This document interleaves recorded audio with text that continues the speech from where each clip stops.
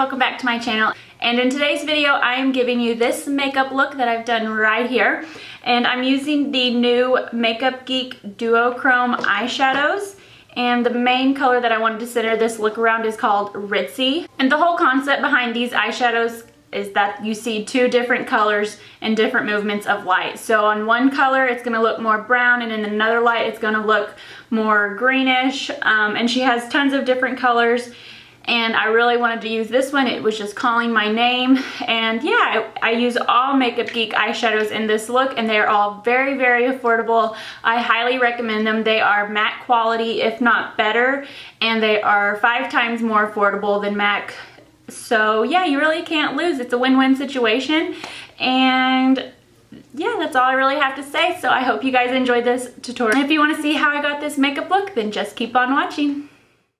Okay, so first things first, this is something new that I've been doing, and I'm just taking the Benefit Gimme Brow and priming my eyebrows with this product rather than just doing a pencil and then the brow gel that I typically use. I've been finding that this really does help thicken my brows, and I've really been enjoying the way that it turns out.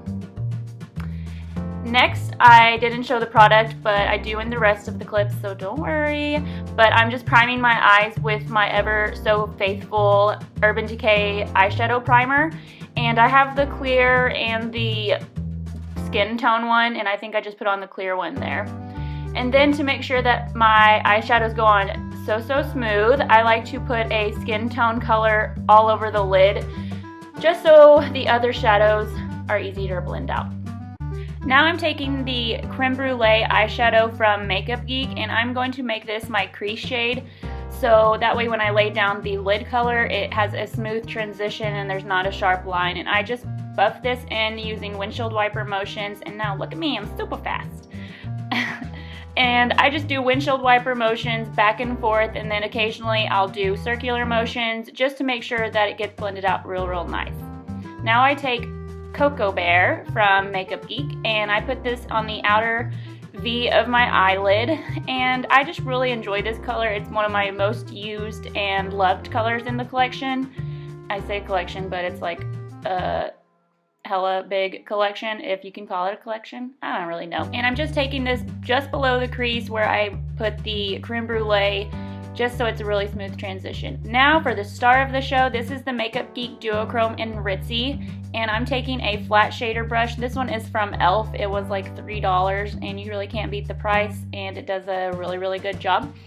Anyways, look at this crazy pigmentation. In one light it looks brown, in another it looks greenish or gold, in another it looks maroon. It's just it's an amazing color, and it's so wearable for everyday looks.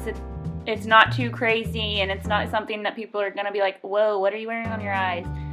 But anyways, I'm just taking a fluffy brush with no product on it and making sure that that line, if there is a small one, since this is a light color, there won't be a very noticeable one, but I want to make sure that there's not. And that's what I did there. Now I take the Makeup Geek, what color was that? That was Frappe. And I'm just taking a small angled brush and putting this in the outer V just to really deepen up my crease line, because I do have hooded lids. I like to do this with most of my makeup looks just to really give my eyes some more depth.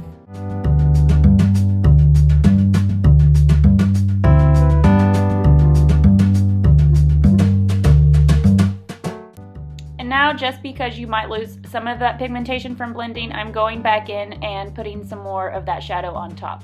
Now with my Maybelline Studio eyeliner, I'm going to create a simple cat eye, nothing too dramatic, but I like doing my winged liners, and I find that this Sigma brush is amazing at getting that really sharp line.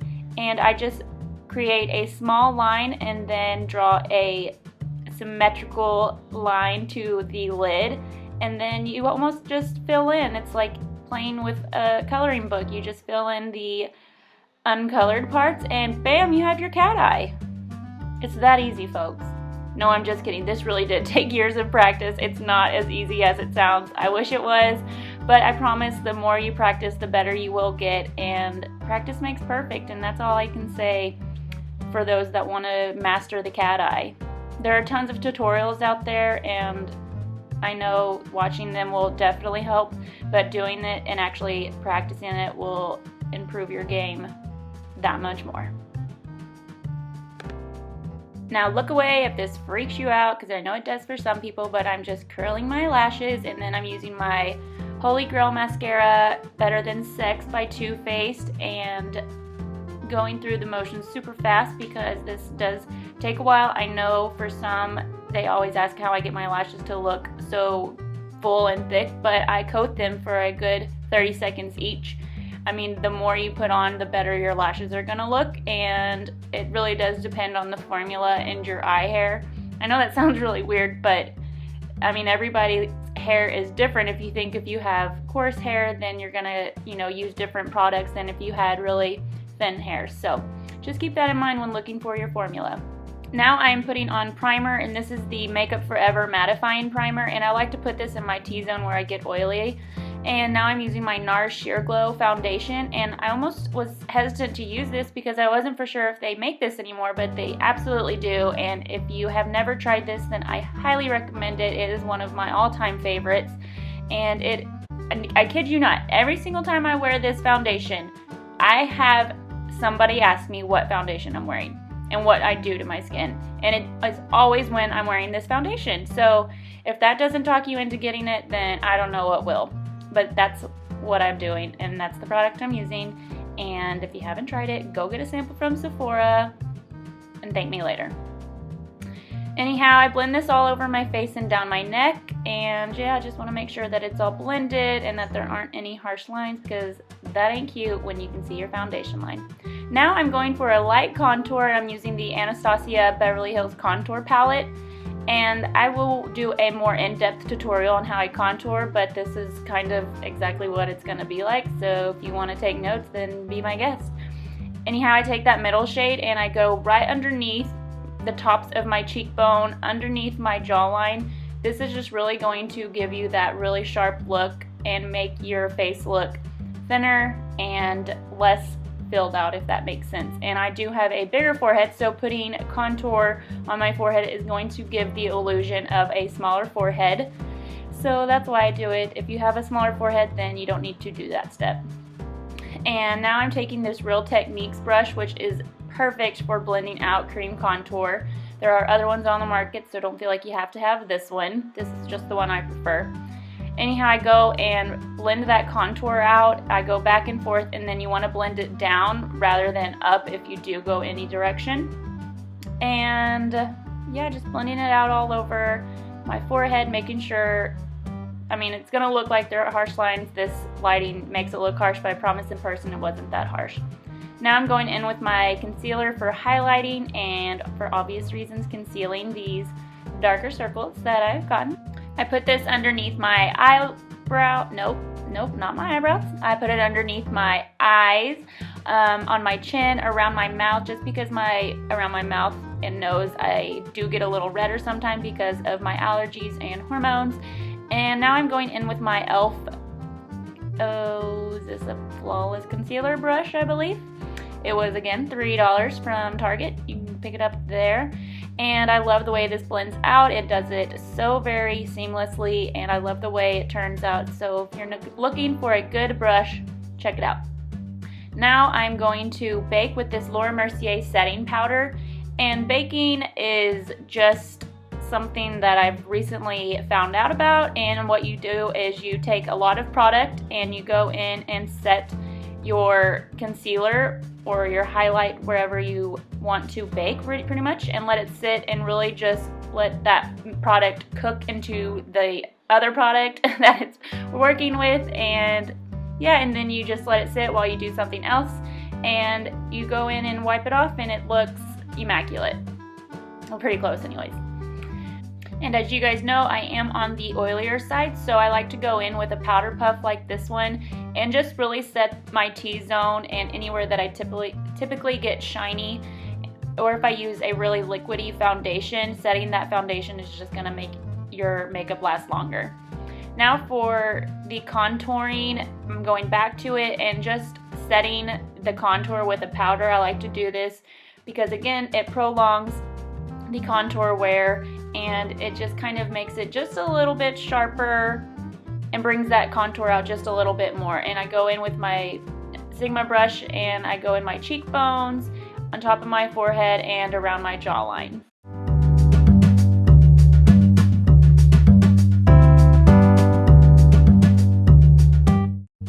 Our timer just went off and our baking is done, and I'm going in and wiping away all of that product that I had put in place earlier, and as you can see, it just looks a little bit more smooth than if you weren't to bake, and I just really like the outcome and the finish of it, so this is why I like to do it. It's not a necessary step, but if you have the time in your day, then I suggest trying it. Now I'm going in with this Clinique Cheek Pop in the color Cola Pop, and I absolutely love this color. It is so perfect for fall, and it goes with any kind of dark or smoky eye or any kind of neutral eye. So basically what I'm saying is it goes with any color eyeshadow. I truly do love this blush. It just gives the perfect flush of color to the cheeks, and I'm just going in with a stippling brush and making sure that my colors are blended and there aren't any harsh lines, because you know I don't think that's cute. Now I'm taking my Anastasia Brow Wiz in the color Dark Chocolate and going in and just filling in my brows. I have some sparse areas, and yeah, that's what I'm doing. Just going in, filling it in, going upwards towards the front, make it look like hairs as much as possible. And then you want to make sure that you blend it out with the spoolie on the other side. That's what that other side is for. It's not there just for your kitties to play with or anybody else. It actually has a reason, and that's what you do. You go in and you make sure that all of that product is blended out evenly, and that is all.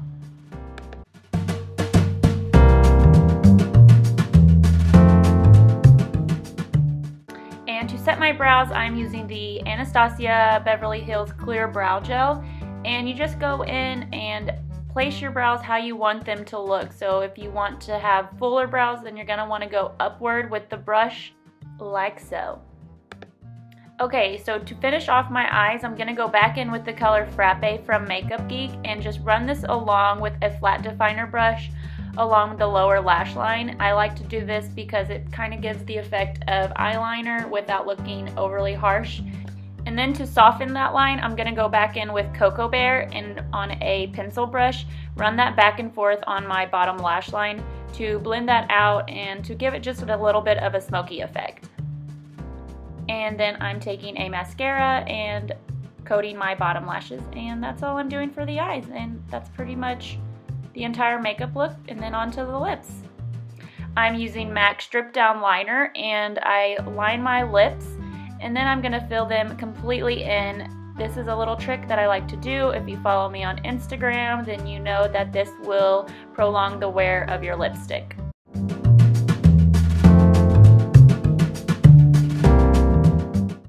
And to top it off, I'm using the Anastasia Butterscotch lip gloss, and this is such an opaque lip gloss, and it's so shiny, and it really does last a long time without being overly sticky.